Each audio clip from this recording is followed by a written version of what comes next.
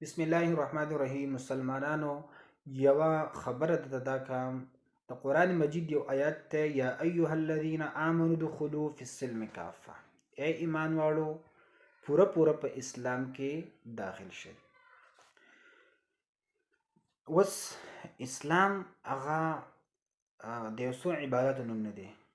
اسلام دا د نظام حیات نوم دی.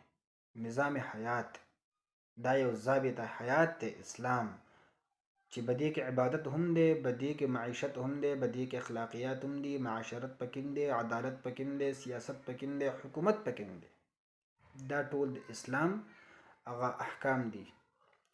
اوس کم خلک چې اسلام په یو څو شیزونو پورې خاص کوي، په یو څو عبادتو پورې خاص کوي، نو د دې آیات کې الله سبحانه وتعالی خلکو ته تنبیه ورکوي چې اسلام او دین دا په یو څو عبادتو پورې مه خاص کوئ، چې یو څو عبادت او دین او اسلام وي، نور چې کوم احکام دي هغه ترې وباسي. دې خلکو دپاره په دې آیات کې تنبیه ته چې داسې مه کوئ، پوره پوره په اسلام کې داخل شئ.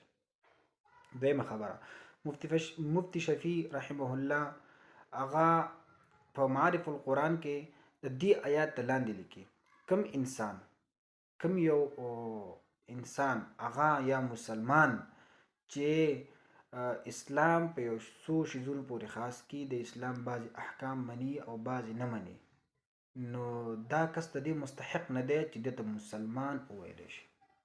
نو د دې وجې ما محترم ورونو، مونږ دا هغه اراده کړې ده چې د اسلام ټول احکام هغه تاسو ته بیان کړو.